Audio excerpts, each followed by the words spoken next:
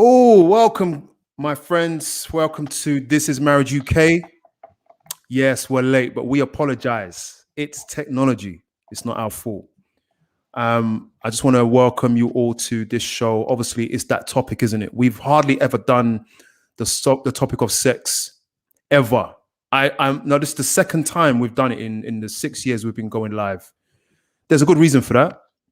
You got to find the right people to do it. You know. So what that means is that we got our pastor. You got to find the right people to do it.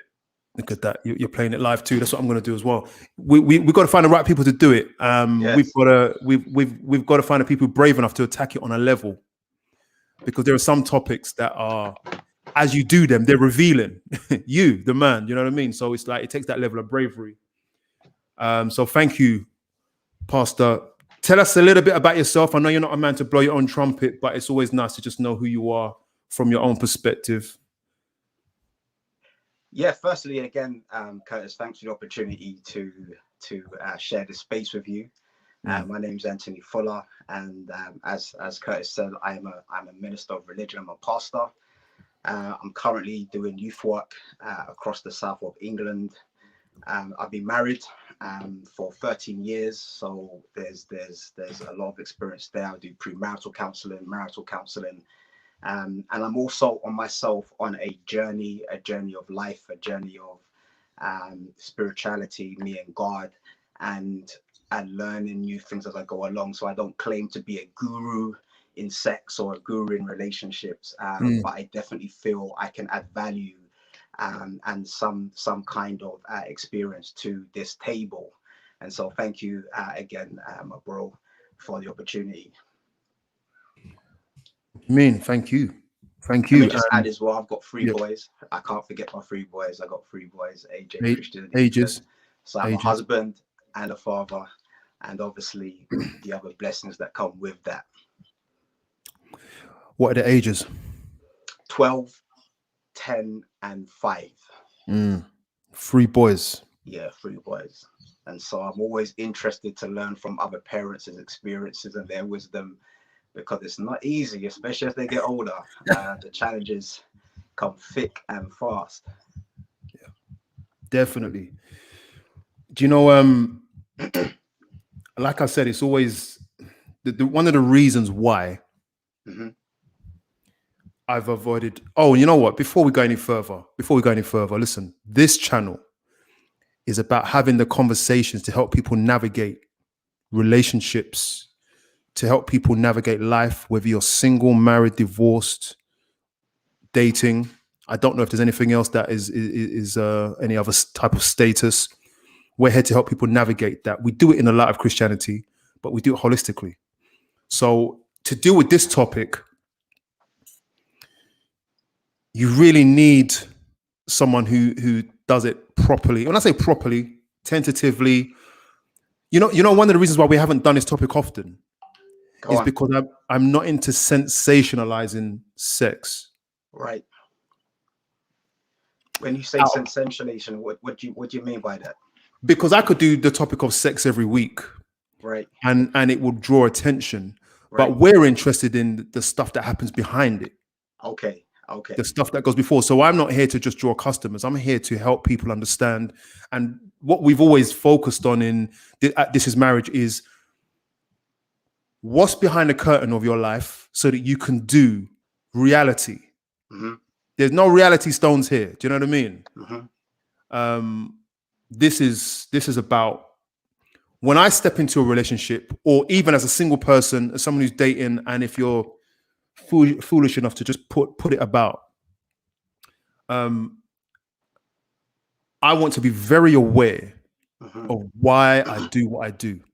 Right. That's why I called you, because we had a conversation and you said, let's do this. What is it about? And in particular, here we go. Let me get the topic up. What is it about sex versus sex? And define the title at least, bro, as to what sex versus sex is about. Yeah, it's something that I really had to put some thought to. It may not even really do justice to what we're trying to achieve, but we're gonna give it our best shot. But yeah, I believe that there are different narratives, or we have different definitions of what sex is. And so I played on, you know, on the capital and small caps, where I said sex being the natural view of how we do sex versus sex, which is another viewpoint of sex. As you said, we're coming from a Christian background, and so I want to somehow enlighten, share another narrative that may or may not have been considered before. But I'm very mindful that we all have been given a narrative. We all have, you know, on some level, experienced things that informs our narratives. And so I just want to, you know, play with that, dig that a little bit to see what we come up with. So that's the idea. It's looking at the ways we view sex, the way we manifest sex with our spouses, with our partners. And let's see if we can somehow enhance that, if we can somehow take that to a next level. Is there more to come, or is this it? Is this what it is? Now, let's be clear, guys. This is, I hope, one of a 3-part series. Yes, definitely. Yeah. That's what I've committed to. And so that's what we'll be doing. That's in the contract. So you're also doing it with other therapists and professionals in the field. So you will be joining others to corroborate some of the deeper issues that we're dealing with. Again, if you are single, if you are dating, if you are married, this is it. Now, the question I have for you, bro, is that small sex, that small lettered sex in the title. What is that?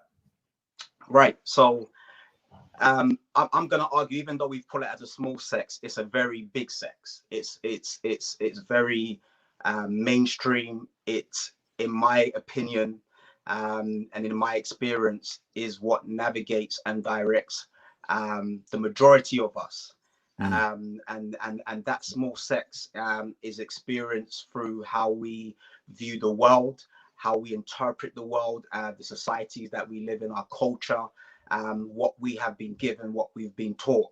And so I remember, and I've told this story before, my first kiss, my very first kissing experience was a disaster. But before I went to kiss this girl, my first, what's the word, my manual, so to speak, my how-to guide was James Bond. James Bond was the go-to guide. He is every the Christmas one that I've always watched, you know, get the girls, kiss the girls. And whenever he kissed the girls, you know, the background music would accommodate. It would kind of seem heavenly.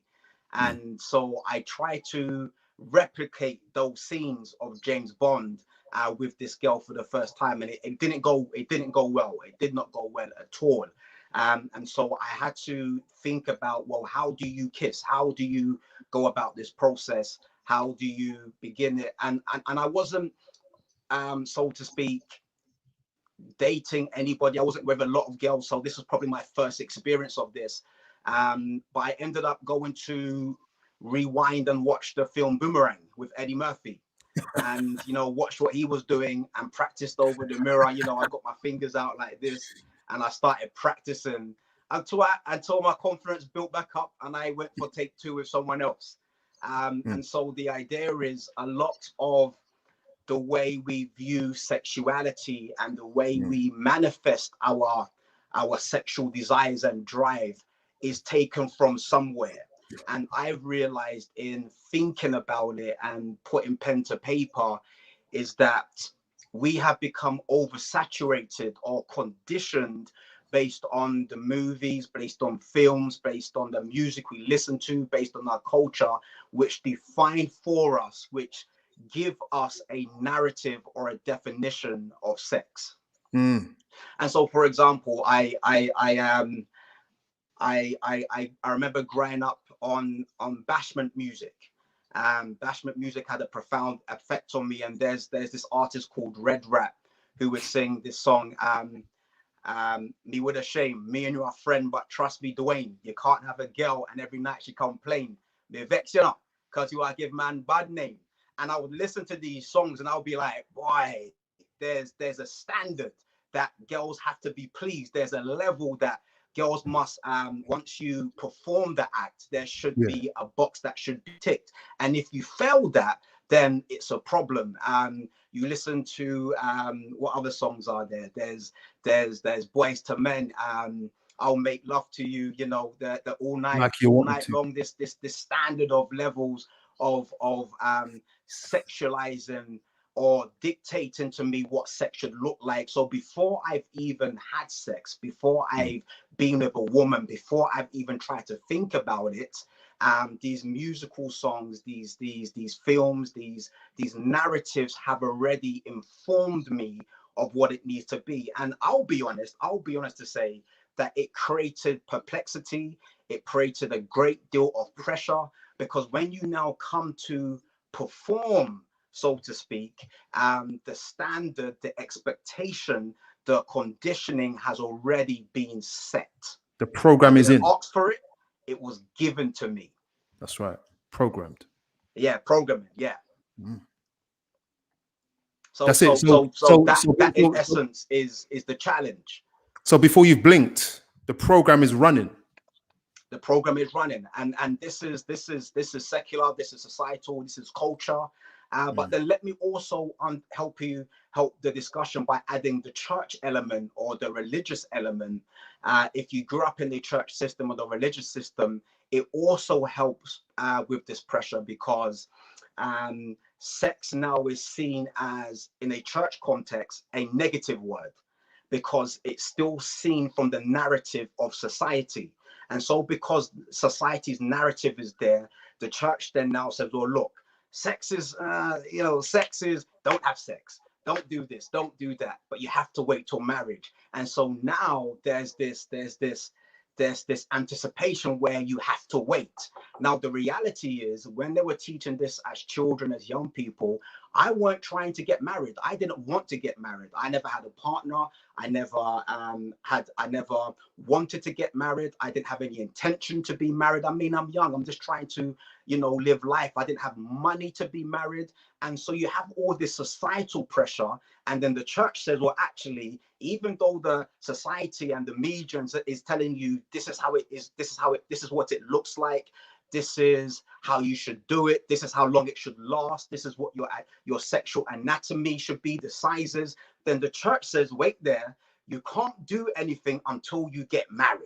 Yeah. And so now there's this, you know what I mean? Like, oh man, I have to get married. And the reality is, many of us either wait, and many of us, we don't wait. But the reality is that with that, on the one hand, the pressure to do sex and how to do it and defining it for us, which makes it exciting. Like another point in case, to be good at sex equals being a man. And so manhood is tied up in the societal way of doing sex. And so naturally, when I go to college, when you go into a different environment where people are doing it, then the pressure to do it becomes stronger, because you want to fit into the narrative. Does it make sense? Yeah, man. All the Yeah. way. So that's the challenge with that. And obviously, it's not rocket science. If my narrative of sex is pleasure, if my narrative of sex is positioning, if my sexual positions, if my narrative of sex is how long I last, if my narrative of sex is based on my body image and the levels of my body image, if the narrative of sex is based on me delighting and conquering somebody or being conquered, then by default I will take that same narrative into my marriage. Yeah. It is interesting because there is a direct conflict. Right. We have that. Can you hear me all right? I can hear you, yes. Yeah. We have that program from the world, which is actually tuned right in to our desires. Yes. The vast majority, if not, you could almost say anybody out there, society has told you exactly what you want to feel anyway. We Yes. want to be fulfilled, but it's got a twist to it. And then particularly, and I want to touch on the religiosity of it. Right. Then when you are married in a classic Christian setting, your partner might not be on the same page. And so where does a one get their fulfillment, and what things do we do to get that fulfillment that we once desired, experienced, or have been programmed to expect? And that direct conflict is there. And I Right. want my sex. Now, bro, listen to this question. I want my sex. I need the sex. I'm married, Yes. but I'm not getting it the way that I expect it. Talk to me about that. Yep, and this is a real reality. This is experienced on many levels. Even if you can be experienced at it or not so experienced, there is a level of expectation um, on what it should feel like, or how it should look. How should I feel afterwards if indeed I am getting it the way that I feel I need to get it? Um, the honesty, the real answer, should I say, to that is my expectation had to have come from somewhere. And so it's either come from that narrative I was talking to you about, or from past experiences. So you've met somebody who said it on a certain level that pleased you, and now you're with somebody else that is not necessarily setting it the same way. And so the expectation of this pleasure is either going to be based on my narrative that has informed what it should feel like or what it should be like, or the experiences that I've had. But it always comes back to programming and conditioning. And so in the instances where expectations are not being met, the issue necessarily um, may not be the partner. The issue may be reevaluating or analyzing what are the expectations that I've already brought to the table. Does that make sense? And so if I'm expecting a certain duration, what's the expectation agreed on? Have we worked this through? Have we experimented to understand what we both bring to the table? Or am I just assuming, well, this is what I used to get, or this is what I expect? It needs to be 15 to an hour, without letting the young man or the young woman or your spouse or your partner even know that that's even an expectation. Mm. And so a lot of that would result in discussions, which doesn't generally happen because sex, even in marital terms, is not generally discussed as it Mm. needs to be. It's not openly discussed because there's a lot of fear there. There's lack of confidence. There is I may not meet expectations, and so I don't want to talk about it because it's let's be honest, sex is as an act of vulnerability. It's a vulnerable act, so to speak. And so the discussion of sex needs to be discussed, but is not always being discussed between partners, between spouses. So I'm going to ask you a question. Yes, sir. What are the core perspectives that we generally have wrong? So I know that we've been misinformed, but because I just want to be clear, I mean, and highlight that you do have experience in marital, what should we call it? Marriage counseling?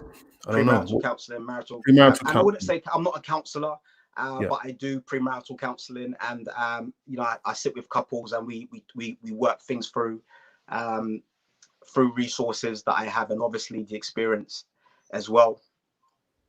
So I just want people to know that you are informed by experience, and I Yeah, want to yeah, a know little bit. Yeah, now. Yeah, and growing in that. That's right. We all are, man. So yeah. I like what are that. I'm growing in it. Yep, I like that. we? Listen, we never stop because we never stop changing, right? Right. So my question to you is, what are the core perspectives that we Right. have wrong? That we have So wrong. core perspectives is how are you defining sex? How do you define the word sex? Mm. There's many. If you do a simple research on sex, there's a sex between a male and female. That's your sex. What's your sex? I'm a male, I'm a female. And then it also includes the sexual act, which includes petting, kissing, feeling up, and all of the good stuff that leads to sexual intercourse. Sexual intercourse where we come together and we make that thing work. But the ultimate goal of sex on many levels is an orgasm. We want to get to a point of pleasure. And so I am doing this performance, I'm doing this act in declaration, maybe of love, but primarily I want to get to the finish line. And the finish line is an orgasm, or society may even push a multiple orgasms. You want to kind of get to that level. That's the end goal.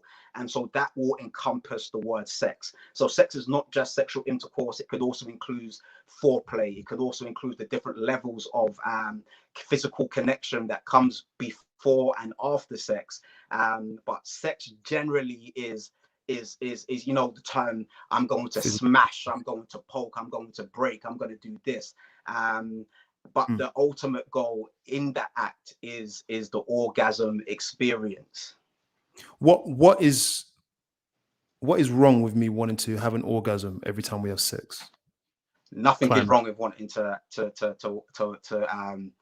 want an orgasm. Nothing is wrong at all. Nothing is wrong with you desiring that. Nothing is wrong with you on some level expecting that. That's the idea. Once your body gets going, once the engine starts ticking over and you start moving through the gears, whether you want to or whether you consciously want to or not, your body's going to be crying out for it. I want to follow this right through to the end. And so as I begin the process of sex, the idea is that it comes to some kind of final moment, ideally a moment where both parties are satisfied. So wanting it is not a negative. Wanting it is natural. Wanting it is totally fine. Yeah. Are there any flaws with the focus on the end point, orgasm? When you say, are there any flaws, what do you mean?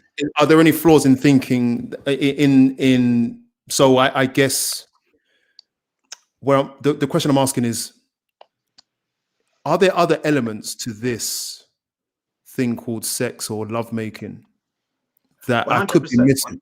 Yeah, 100%. There are other factors, because if based on the research, it's not a guarantee that if you have vaginal sex, you're guaranteed to have an orgasm. It's not a guarantee that if you go and set yourself about to do your foreplay, do your kissing, and whatever it is we do, there is no guarantee that the final end outcome will be experienced. And the reality is that if I have an expectation, which we have the right to expect, and it's not expected, then it's going to create frustration. It's going to create, if it keeps on happening, it's going to create resentment. It's going to cause for maybe something ain't right, maybe something's wrong. But it's going to, if we don't check it, if we don't work this thing out, if we don't explore, communicate, it's going to open up avenues, other door avenues to get to the same result. The interesting thing is that you don't need to have sex to get an orgasm.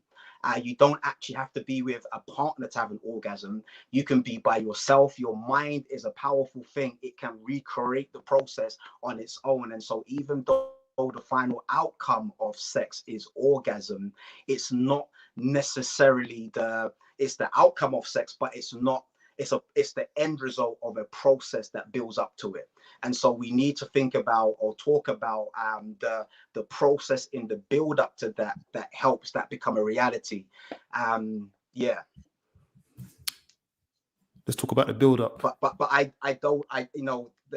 the reason why I brought that up is because if I'm not getting it from my partner, then the argument could be made, well, I can get it from somewhere else. Or if I'm not getting it the way that I want from my partner, then I can argue, well, this person knows how I want it, so I'll do a side thing over here just so that I can be pleased the way I need to be pleased. It will entitle me now to, full throttle. I'm going to do pornography, then I'm going to do fantasy. I'm going to do this. I'm going to do that. You're not pleasing me here, so I'm entitled now to get what I want anyhow I see fit. which is why the discussion needs to be made, and which is why the orgasm or the sexual process is definitely not the last word. Definitely not. Because when expectations are not met and we don't see how it's going to be fixed or how this can turn around, then my mind is going to be thinking, I can't get it here, I need to get it somewhere else, or some other way, or with someone else, whether virtually or physically. Make sense? It does. Talk about And the build. Oh no, go on. go ahead. Finish what you're saying. Finish what you're Right. saying. So the idea has been playing on my heart, and I personally am going through this type of journey where I began to realize that the narrative that has conditioned me, the oversaturation, the conditioning, the programming, that teaches me a few things. It teaches me that one, there is a physical standard, that if you're the man, if you're the woman, then you need to physically look a certain way. And so the music videos, the pop stars, the superheroes, the action heroes in the films, the guys that get the girl and the girl that they get look a certain way. And so by default, you teach me, one, that my physique and my sexual body parts must measure the narrative that you have given me. And so by default, I will then necessarily put pressure on myself to look a certain way, or hope that my partner or spouse overlooks the standard that has been set. So I may not be the action hero. I may not be, what society says I should be. However, there is a indirect fear or a direct fear that hopefully my spouse will overlook where I lack. And the question really has to be, where are we getting that narrative that we have to have certain sizes, certain body part shapes? Where do we get that narrative from? Where did we get the narrative that if I can make a female orgasm, which is a natural thought process, if I can get a female to orgasm, and if I can get her to have multiple orgasms, then I am more of a man than the guy who cannot? Where do I get that narrative from? What's feeding me with that narrative? A second thing is sexual endurance. There is this concept that it should last for a long time. The songs will forever go and say all night long. Joe gives the impression, and I forgot the song where he says, when me and you get this song, your mother's gonna scream. And I'm like, there's this concept that it will be so powerful that it will send fireworks. It will literally just shut up the whole shop. Where do we get this narrative from? Now, I'm not saying that it's not going to be great. It's not going to be a great experience, but the narrative has been set. And so on my first night with my spouse, on my second night, on my third night, I may be struggling to get to where I need to go. And I'm beating myself up because the standard that popular society has set me tells me I am a failure.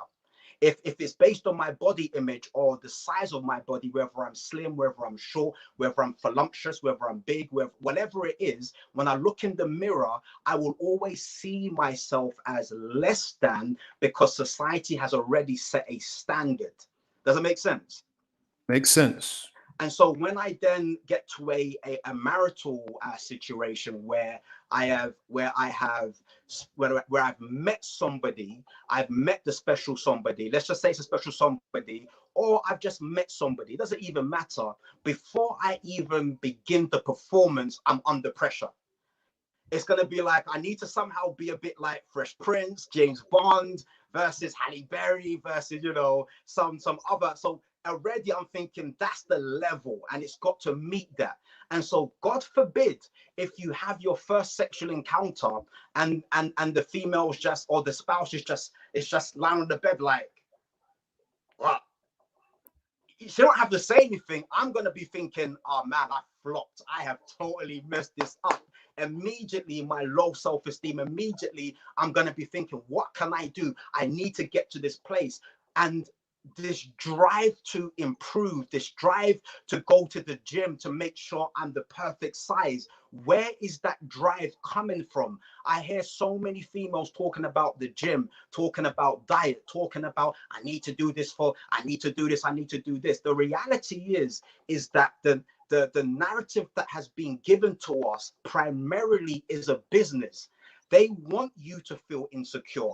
They need you to not value yourself, because the more you don't value yourself is the more you'll depend on outside resources to make you who you think you should be. And so whether it be making sure your hair's like Beyonce, whether it means that you have to make sure you can twerk, whether it makes sure you have to have biceps like whoever it is, like The Rock or whoever, you have this narrative that I have to be like somebody else, which then indirectly and directly takes value and esteem away from yourself. Insecurity, Natasha said, is a business. 100%. 100%. And this narrative 100% makes you insecure. I'll be honest with you, before I even had sex, Missy Elliott came out with a song, Break Me Off, da da da da da, I don't want no one. And I'm just like, I'm like, Regin, that's a expectation that, listen, if you're going to do this, you need to last longer than a minute. Now, Bro, you know I'm not gonna lie to you. you know these lyrics too well. Too well. I do, Give because number. it literally informed my decision. Because where else was I going to get sex education from? The church weren't giving it to me. They were just telling me what not to do or what to do. The church weren't actually breaking it down for me. What school did was great. School gave me sex education. So I understood that a guy has a penis, a girl has a vagina, they have breasts, we have pubic, all of this stuff. They gave me sex education, but it didn't deal with the pressures and the demand of sex. I've said this before, that the Fresh Prince of Bel-Air, that series, and I'm watching it over now actually, but he is one of the biggest influences. The character of Fresh Prince is one of the biggest influences as to how I treated females, how I acted towards females, and my worldview of females. James Bond was a great hero to me. He was that guy, but he taught me that you don't have to be married to get the girls. Just look good, just smell good, just beat up a few guys, just be bravado, and you'll get the girl. And James Bond, why James Bond is a hero in the average film is one girl, not with James Bond, my people. James Bond was getting like two girls, and then the girl that he was walking with, like James Bond was getting it for days. And so the narrative is being played, and then you just can't unshake the musical scene and the performance element of that really drives it home. You know, when you're listening to the male boy bands, which got, you know, I used to hate boy bands because, you know, I'm a hater like that, innit? But when they're dropping those, Yes, me too, bro. when they're dropping those lyrics, like so this is Joe, all I want to do right now is love her down. I don't give a damn about who hears the sound. So I'm like, so immediately there's got to be sound effects. Like Lyrics. I've got to make sure she's Lyrics. making some sounds. Like this is the narrative that's being played, and whether I like it or not, whether I know it or not, it's going to inform how I do sex. Even, watch this, even in a marital Christian context. Come on. It's going to inform it. Let me just add another element: pornography. Now, in my day, today's day, the youth of today and the spouses of today, it's easy access. In my day, it wasn't easy access. In my day, pornography was magazines. It was magazines. The on the internet top shelf. top shelf. But then there was that guy at school whose parents had it and they snuck it out of the house, and then in class now. So my first exposure to pornography was my mate bringing it to school, and when my eyes were, I was at first, I was like, this is nasty, but I didn't stop looking though. I was like this, I'm looking, I'm like, woo, until the point you want to see more. Now with pornography, it also sets a standard. Come on. Because you see them doing some positions or some moves, you get to see stuff that you should not be seeing. And the And reality it's is in. that these expectations have been set. And so Mm. now, when you have your partner, now when you're trying to be the best spouse or the best partner you can be, you cannot help but go with the narrative you have been given, which says you have to look a certain way, you must last a certain way, you must do these positions, you must expect these of her. Beanie Man says, I want the girl, the wicked Islam. Like, there are levels to this. They have to go down. I have to go down. I have to eat. She has to do this. We have to do all these things to make me feel valued and wanted, because that's what the narrative has given us. And I'm arguing that this is not sex with a capital S. This is just the sex we've been given. And unfortunately, the majority of us was given this, whether we like it or not.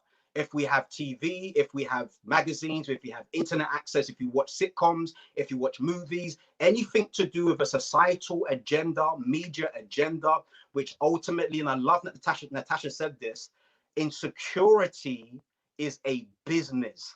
Society's whole point is to make me feel insecure about myself so I can find the answer outside of myself in society. It's the whole point, which is why what's that thing when you modify your face or your body parts, or what do you call Plastic that? surgery. Yeah, plastic surgery. Plastic surgery is booming because everybody wants to look like everybody. The way I look has to look like somebody. The question has to be asked: where did you get the narrative that your behind has to be big, your breast has to be a certain size, your male anatomy, sexual anatomy parts has to be a certain length, inches wise? Where do we get this narrative from? Where's the narrative coming from? I'm arguing the narrative has been given to us. And so many of us in our marital homes, in our sexual experiences, have put a lot of pressure, added pressure on ourselves that didn't come from a truth origin. A truth origin. It's come from a societal, cultural, media, musical, performance, peer pressure origin. One of the main reasons why I wanted to have sex before I was married, why I wanted to have it, was because my friends, it seemed, were having it. They were all having it, and I didn't want to be the odd one out. They were always talking about their experiences. I did this, I did that. And so on the one hand, I want to do it, but on the other hand, I'm scared to do it because I may not do it right. And that's just me, by the way. I don't have, my confidence is not the strongest. There may be guys that have got stronger confidence than me, and that's totally fine. But from my experience, there was the natural battle for the first time. Like, boy, I don't want to be, I need to last longer than a minute. It needs to kind of stretch. I need to hear some screams. I need to hear something, because the narrative has been set for me. Exactly. I need to see something. I need to get a James Bond response. Oh, James. Oh, James. I need something like that. And when those things don't happen, something's wrong with me. Something's not right. And then in certain cultures, there's special remedies, medicines, things that we can take. So drink this, take that, rub this. That will give you endurance. That will give you this. That will. But I'm always Spanish finding a fly. solution outside of myself, which incorporates the business element.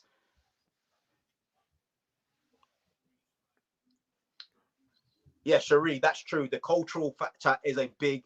It's an expectation, 100%, 100%. And I would argue that the Moss. You know that. Come I on got now, something come there, on now. fam. I'm not trying to inveigle the business by putting out these remedies, but that's one of them. We need that still. That's one of them. So if you go in a certain culture and if you're brave enough to admit you're struggling, trust me, the moss will come up. Am I crying? Am I crying? So what we want to do in these 3 parts is look at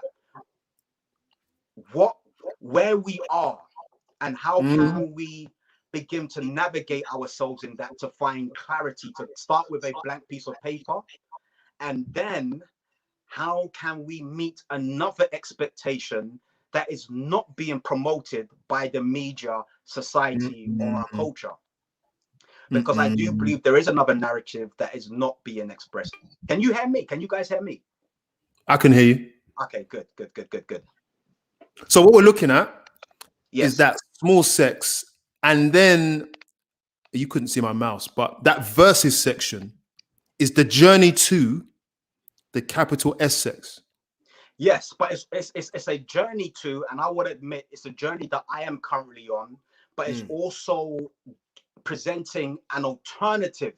So you can choose to or not. You may be cool, and I'm not here to say this is right or this is wrong. What I'm arguing is that there is another narrative that does not play the same tune that the societal cultural narrative plays. It's a unique trumpet sound. Let me use certain language here. It's a unique trumpet sound that, in my opinion, changes and flips the script on how we define and go about our sexuality with our spouses and partners. I mean, you ain't gonna leave it there. You gotta give me a little verses, bro. Yeah, for sure, we can talk about it. We can definitely begin the discussion. Um, We we so we so we had, so we had a conversation, and you mentioned something to me, and I think it's yeah. important whilst we're in, guys. Before we go any further, part one of three, this is what this is, right? And if you want to access the other two episodes, you need to subscribe to Patreon. Otherwise, this is just going to be a part one, and missing. This is just a 1/3 of the whole show, and that will be coming in the next couple of weeks. This is the question I have for you. Mhm. You mentioned the religiosity of Yes, sex. Now, yes. we mentioned religion, but this is different. What does that mean? The religiosity of sex. This is still now on the small s. There. All right. So Did I that's flip a your good Did I question, flip my your bro. script, bro? Did I flip the That's a good script? question, my bro. So the idea is this: sometimes in a church setting, um, the flaw for me in how we teach sex is that we don't do enough pre-work. We only generally talk about sex in the context of marriage. And I understand why we do that, because biblically speaking, sex is for marriage, and I agree with that. I endorse that 100%. However, Mm, mm. um, I need to understand it before I get married. I can't be beginning to navigate this whilst I'm married, because it may be too much for me. A lot of us make relationship breaking decisions because of their lack of information or lack of knowledge in this matter. And so in regards to religion, sometimes you hear phrases like this. There'll be a speaker that was saying, if you want, your spouse to give you sex, then, clean up the house more, fill up the tank, do this, Heard do it. that. There is this Heard it. prescription that if from a male standpoint or a female, so from a female standpoint, if you want your spouse to find you more attractive, then you need to dress up some more, you need to do this, you need to do that. And then on the flip side, it's more, well, man, we need to be more active, we need to be more engaged, we need to be more emotionally connected. Now, I'm arguing that when you come to the sex table with a list of to do, I have to do, you have now um, made sex, so sex a religion. It's now a religious performance, and so I have to do something to get. I have to do this to get that, and that's religion. I have to do this to be saved. I have to dress up. I have to do this. I have to stop doing that. And so we bring that same narrative from a church sense into our sexual experience. Well, if you do more of this, you'll get more of that. What? That's not the gospel. That's religion. Mm-mm. That's a religious mentality where I have to do something to win the favor of my spouse. In other words, I have to earn my sexual experiences. I have to earn the amount of times I get sex. So if I don't carry my weight, I'm not going to get no sex. If I don't perform to your standard, I'm not going to get no sex. If I don't do this, if I don't do that, I'm not going to get no sex. And this is taught, by the way. We teach it in a way where, You well, do. well, men, if you want to get more sex, be more this. If you want to get more sex, be more that. Where are you getting this narrative from? So What's so so so feeding hold that? on. So Because hold on. this, You're for me, hold on. is not. And the first time I use this word in the context of this, I don't read this in the Bible. So hold on, hold on, hold on. Me buying my wife flowers so that I can, for Yep, example, yep. or cleaning up the house to enhance the sex life, get access to sex is a bad thing. Right. So you've added a key word here, my dude. To enhance is different from to get. All right. So enhance, another word for enhance is growth. It's just growth. But my primary, this is the point. My primary reason, so I'm not saying, so let me be very clear. I'm not saying that I shouldn't do nothing. I'm not saying I should do nothing. What I'm saying is the reason why I am tidying the house is because, one, it's also my house, but two, because I know it makes my wife happy. And my sole purpose of living is not so that I can get sex, it's so that I can love my wife. And if loving my wife means tidying the house, whether she rewards me or not is irrelevant. I'm not loving her for a reward or a result. I'm loving her because that's my duty as a man of God.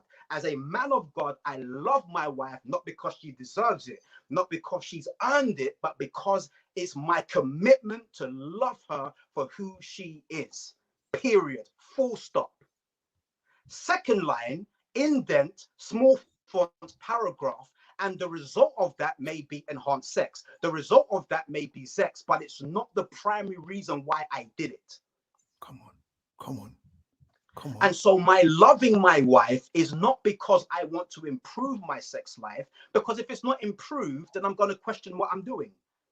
If I'm tidying the house to get sex tonight and I don't get it tonight, if you're anything like me, then I'm not gonna do. Okay. I wish I didn't do that now because I had a motive. The motive was not met, and so you know what? What I want to do. So this is a joke. I've done that. I've done that. I've tidied the kitchen. I've done everything, and then I've gone to bed, and I'm kind of like, I'm expecting something here. I shouldn't have to do anything. I've done my work. I'm expecting you to initiate this, and nothing happens. I go to sleep upset. I wake up upset, and what I want to do is undo what I did because I didn't get what I expected. I didn't get what I expected.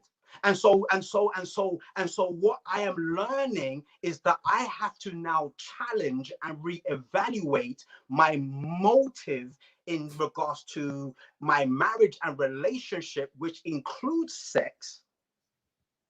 And what I realize, and this will be the last point I'll bring up because you do want to navigate this, is that when I look at it from a gospel standpoint, Jesus says this: whilst you were sinners, I called you, I loved you, I brought you to myself. I didn't ask you to do anything, you didn't earn it.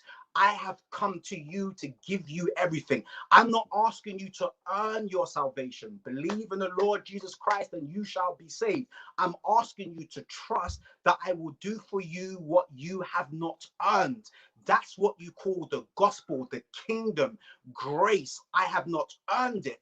When you understand the gospel of grace to the point where you are experiencing grace, when you get to understand that you are loved just as you are, how can I then take different acts, one being sex, and then hold an expectation to my spouse that she has to meet in order for me to love her sexually?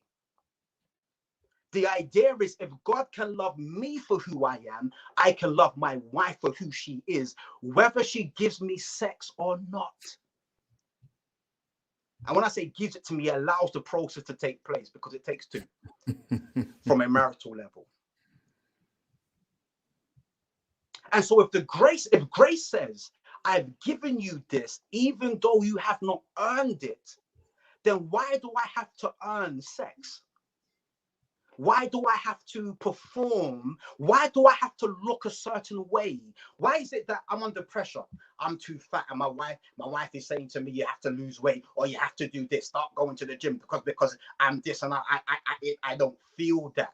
Grace says, listen, grace and the love, unconditional love says that I love you for you, not because of your physique or your length or your stamina or your physique or your money or your prestige or your bank account or your academia. I'm not loving you because of what you bring to the table. I love you because of who you are. And that love is manifested and heightened when you are experiencing that same love from God the Father.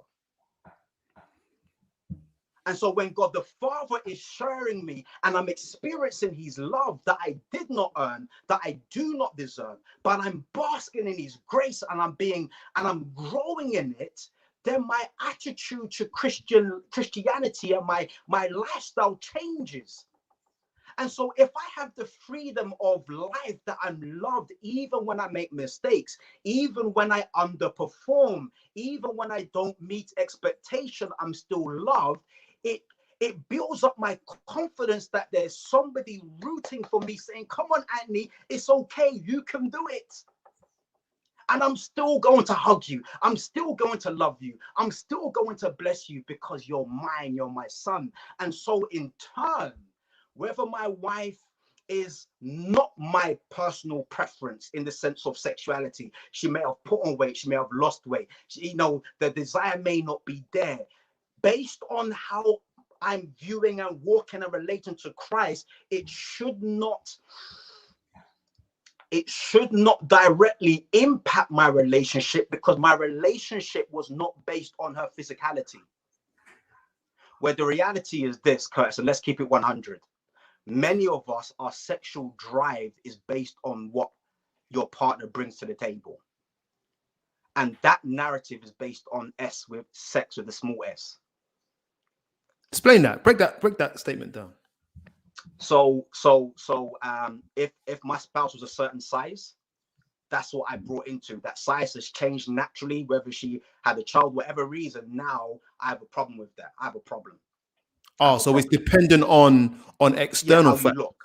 Yeah. Now let me throw this at you. I am me. And I believe that I am wonderfully and fearfully made. I believe that I'm the apple of God's eye. How can then somebody say to me, I need to be not me so that they can be happy? Come on. That is the reality for many people, including myself, by the way. This is a reality that we wrestle with because the narrative we've been given is so strong. But what I'm experiencing is that if I'm loved for me and I'm beginning to grow, so I'm not saying because you're loved, stay where you are. I'm saying as you are. So look, think of it like this as an analogy. When I've got 3 boys, but when they all started, they were in nappies and they were trying to walk, they start to crawl, lift up their neck, spin around, try and fall off the bed and all of that stuff. But the reality is that when they start to walk, and so they kind of pick up themselves to now start to walk, when they fall down, what they 99% of the time hear is, oh, well done, that's amazing, come on now, let's do it again, and we pick them up and then they pop, oh, well done. They are allowed to grow in a loving, supportive, even if you get it or not, my love for you does not change. And so how much more in a sexual relationship, if my expectations are not met? First, reevaluate your expectations and calm that stuff down. Where are you getting those expectations from?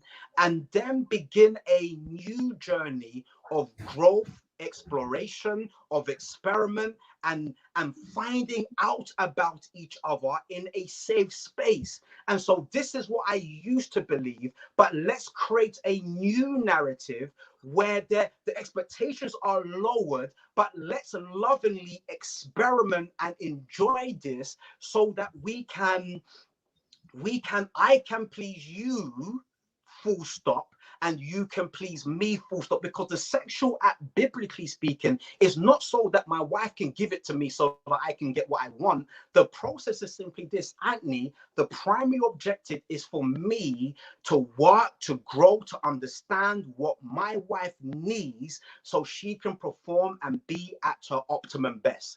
And that I may not, like this, let me give somebody hope. I may not figure out what that is until probably a year, 2 years, 3 years, 6 months, 5 months, 2 weeks. It's a journey as I grow and understand the complexity and the awesomeness of my spouse or my partner. But I've got time for that, especially in a marital context. I've got time to experience.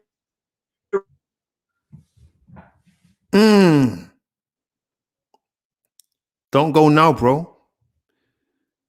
You can't do that now. I hope it ain't me. Guys, you still there? Just let us know if you're still there. I don't know who's and so the sex today. Oh, you're there. He's coming back. He's coming back. Hey, listen. You know when you don't expect to go that deep? That's what happens. You're still here. Copper, good to see you, man. Please share this video. You know other people need to hear this. I bet a phone call came through from him as well. That's what happens sometimes, you know, and it knocks out the whole connection. Well, we ain't ready for this sometimes, you know, and it's like he's saying, you got to go back. Just reflect on yourself.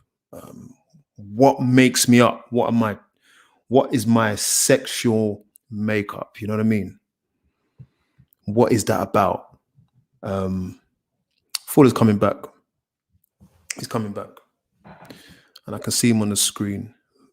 You know, if you want part 2 and 3 of this, because we're just scratching the surface here, you know what I'm saying? And we'll always be scratching the surface on this channel and going deeper. He's coming back in a sec. If you want part 2, just go to our Patreon. Let me see if I can throw it up. It's actually at the bottom. So if you look at the thing, the ticker at the bottom, the sliding text, visit our Instagram. Please support us, subscribe. You will get access to the rest of this. He's coming back on in a second. Like I said, sometimes if you're doing it through your phone and somebody calls you, it can knock out your phone call. And I think I'm going to remember to remind people to just put your phone on Do Not Disturb and see how that works. But yeah, get us on Patreon. Patreon is a platform where you can support this channel financially. Mr. Black Book has been a good one. Mr. Fuller, you're back. I bet you received your phone call, right? Put your phone on Do Not Disturb and see how that works. But yeah, get us on Patreon. My dude. You're there, bro. Come on. Yeah, I don't know what happened there, my bro. No, it's all good. It's all good. Yeah. Do you remember what you were saying? I don't. This happens a lot. I don't. I think in essence, what I'm arguing is that many of us have a sex narrative that has been given to us, and I would suggest that we question that narrative. I mean, if you don't have the confidence to look at yourself in the mirror naked and feel blessed and feel that you are a queen or a king, if you don't have that confidence, your narrative is making you think that you need to do more to look good. But another narrative will say, just as you are blessed, you are loved, you are wonderfully made. It was intentional that way. And so if I can somehow change how I view myself, it will then begin to change how I experience not just sex, because sex is not the primary issue here. The issue is how I view myself as a person. Many of us have this, many of us are having sex at nighttime when the lights are off. Yeah, lights have to be off. People can't see us. Like, I don't want them to see the marks or the size or the dislike. My confidence is not there. Like, guys, this is again a narrative that is not healthy. It is pushed from an agenda that is striving daily to make you insecure. We constantly are looking at images from our social media feeds that tell us how to look and how to be, when the reality is that just as you are, before you've even gone to the gym or gone for the run, you are beautiful, and you should be made to believe so.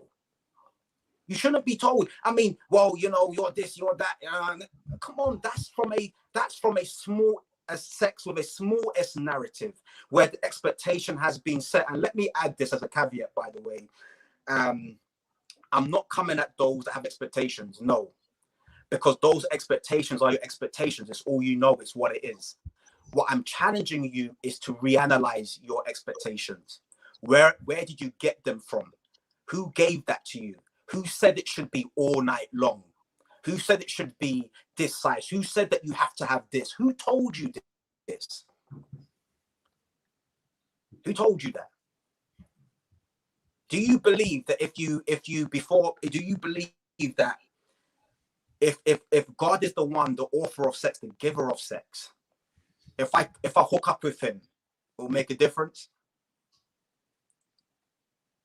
These are game changers for me. And so when Solomon says who had 700, how many wives did he have? Who had 700 or 600 wives and X amount of concubines. So this man knew what it was about. His advice was this: trust in the Lord with all your heart and lean not unto your own understanding. When I think about that, don't even lean on your understanding about sex. All your heart, not just the decisions you make, but also your sex life, your marital life, every area of your life. Don't lean on your own understanding, but in all your ways. So go to him about it. Thy word is a lamp unto my feet and a light unto my path. Let the author of this thing guide you in this. But more importantly, let the author, let his love seep through you. So I then in turn can love the way he loves me. But this is the point, folks. This don't happen overnight. No. This is growth. And I like the word. You've used it from the beginning, Curtis. Growth. My mindset is now changing. My physical is still wrestling with the small s, and I still act accordingly because it's all I've known for years. But now I'm being open to a new way. And let me say this, folks. Oh, taste and see that the Lord is good. Hey, I think we can leave it there for part one. But that's the premise. Bro, you have to address this question. It's deep. Go on. I dropped you in it. Oh, we can both go for it. Yeah, go on. This is a friend, a viewer who's joined us before. Welcome back, Renee. You put it out there. You are so brave. Sometimes be careful what you put out there. So, in fact, let me take it off. I'm going to read it. Just joining. Not sure if this was addressed for women, and I think there's an element of this that you can address in your topic. Renee, we won't be able to answer every question, but you can message us privately on Instagram at This Is Marriage UK. Here we go. Yep. For women, she believes it's more emotional, which the evidence tends to suggest. No emotional connection, intimacy, just results in robotic performance, doesn't it? What are your perspectives on someone who is just going through the motions? What are you looking at there, and understanding that it's just your perspective in the light of what you've been saying? Well, she's totally right in regards to the emotional element, the intimacy, and let me be very clear: intimacy is a major part of this, a massive part of this. But again, you can't sell intimacy. You can't sell vulnerability. These things are not sellable, so it's not a part of our narrative. And unfortunately, females, the media and society they feed two narratives. They feed a male narrative and a female narrative. So we both wrestle on different levels. What I'm arguing is if you take those different narratives into the same principles, but they apply it differently to the sexes. But if you take that narrative into your marriage, it will ultimately lead to sex with no emotion, just Yeah. the performance. It's just what it is. Because even though I see James Bond getting all the girls, what I don't see is him staying with those girls or staying with a girl and getting married. I mean, how would James Bond survive being married? What does that look like? We don't ever see that story. We don't see that Love that narrative question. because it doesn't sell. You I love don't that ever question. see an action movie where the man comes and shoots up the baddies and then goes home to his wife. It doesn't sell. Where the marital is promoted as massive.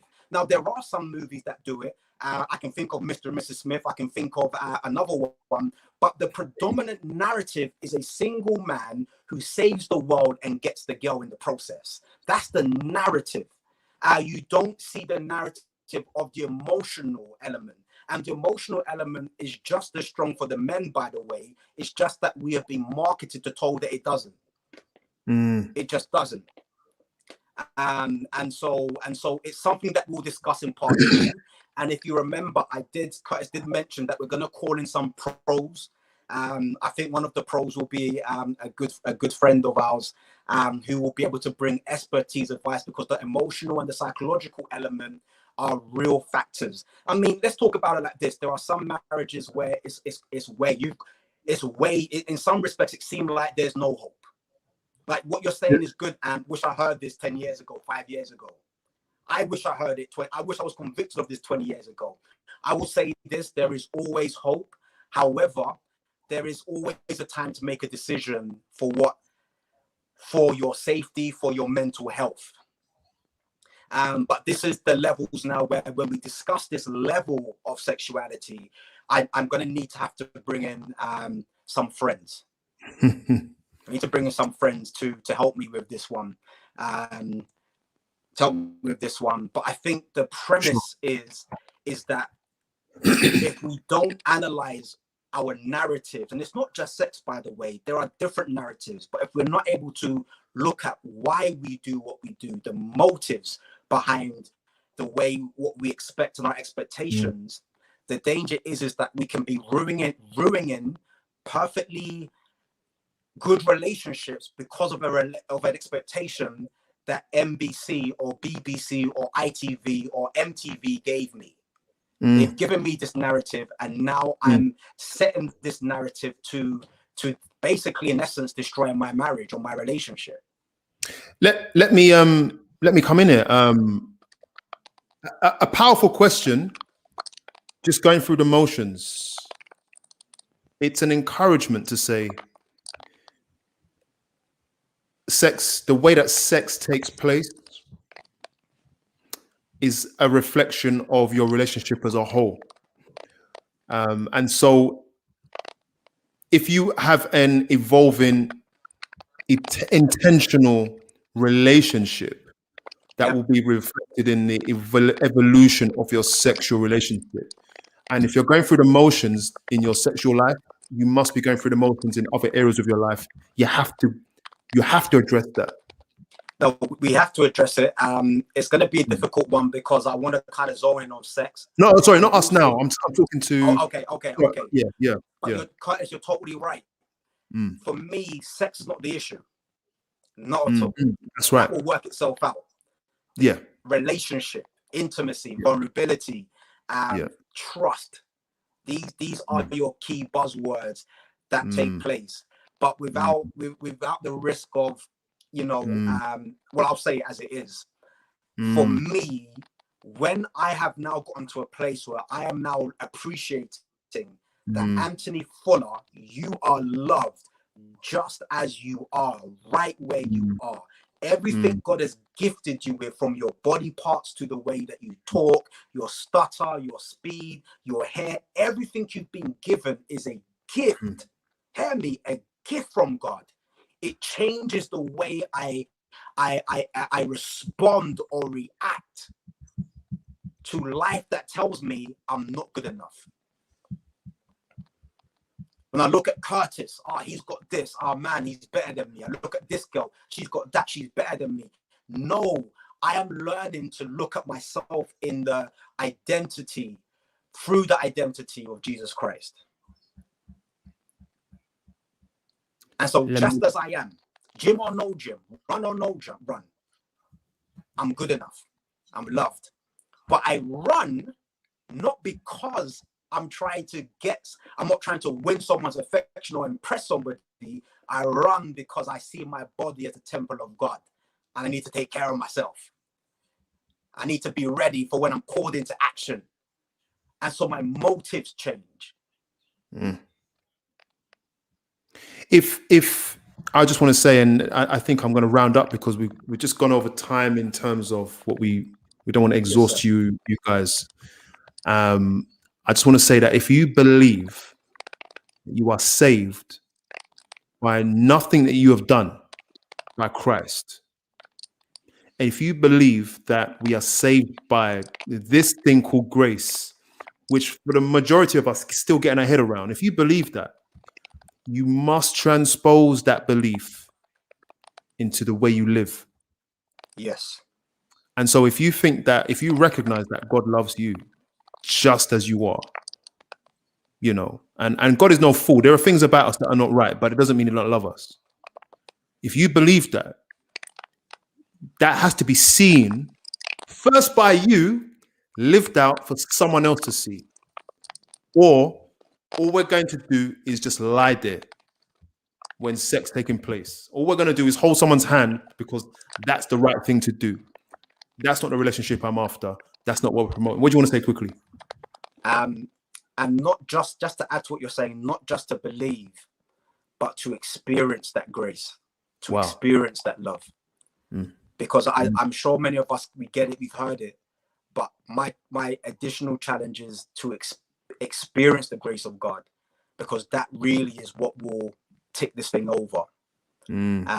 Somebody's put on the comments what will be next. We want to look at some of the factual norms that we've been given, and we want to challenge those factual norms. So based on the myth, so for example, the male sexual anatomy, what length should it be to perform? The female's anatomy, the breast size, what should it be? What is the ideal? Let's challenge those norms. What should be the length? What should be the sexual endurance? Let's challenge those norms, because once we can tackle those norms, then we can begin to create not a new norm, but an us norm, a me and my spouse norm, a unique and tailored norm that works for us. That's what it should be, not a one glove fits all, because we're not all the same, we're different. And in the third week, we want to then continue that narrative in the big S sex, which is as my guy said, filled and wrapped up in grace. That there is nothing you can do to earn my love for you, my spouse, my husband, my wife, my children. You don't have to earn it. So I'm going to give you sex whether you clean the house or not, because I love your hips. But I'm going to keep praying, though, that the Lord will knock sense into you, but it doesn't determine my reaction. Doesn't determine how I treat you. Come on, man. You don't earn that. Come on. I'm your man. You're my woman. Let's do this. Come on. Drop some final bars, bruv. We got a minute. That's it, my dude. That's it. Part two. People, stay close to the Instagram page. Let me put that banner up. I'm just trying to throw up these comments. Well, if someone's asking when you come to, Pastor G's asking when you're going to come preach. Tell him I'm asking the same question. Well, it's a hookup. We just network nicely. But Pastor G, we need to connect, my dude. We need to connect. Our Instagram, if you want to get have I spelled it right? Yeah. Add banner. So if you want to locate and stay in tune with what's next and when, stay close to our Instagram page. You will see Pastor Fuller's details up there soon. If you need support, contact him on. Here we are. Just contact him there if you need that support. Go to this page if you want to know what's next. We are back on tomorrow night about how marriage is supposed to make you happy. And we're doing that with two A married couple who are both professional therapists. That's going to be interesting, about how marriage makes you happy, yes or no. Guys, Pastor, tune in. Let me say this: tune in to the couple tomorrow, and continue to show your support to This Is Marriage UK. Let me say this: it's an awesome thing that they're creating this space to discuss the real hard topics, the topics that we shy away from, and they're being very intentional in getting great speakers. I've seen their lineup. Tune in, be inspired. Even if it's just to get an alternative view, broaden your horizon on how to do this relationship thing in a different way. But Curtis, and to your wife Juanita, I commend you. I'm praying for you guys, and by the grace of God, this thing will continue to grow from strength to strength. You give us humble couples hope in this context of life. Real. And what we want to do is get you some fiber internet. So we're gonna have a little GoFundMe for that. We need that fiber to be hitting all parts of the UK right now, man. Yeah, 100%. I appreciate your time. What's being said, man? Yeah. So geez, just apologizing to you. Oh, what? Can you give tips for better sex in the talks to come? Yes, we will. Yes. We listen, we can do that. We can do that. Like I said to Curtis, that we're gonna go in and listen, folks, don't stone the messenger, my people. But we're gonna go in 18 plus, yeah? 18 plus. Only. We have to. 18 plus. Thank you, man. Thank you, everybody. Listen, we'll see you tomorrow night at 7:30. See you tomorrow night at 7:30. Please, you will help this channel in 2 ways: to share and subscribe. That really helps. Firstly. Secondly, just go to our Patreon if you want to offer some support. It will help us very much. God bless you all. Take care.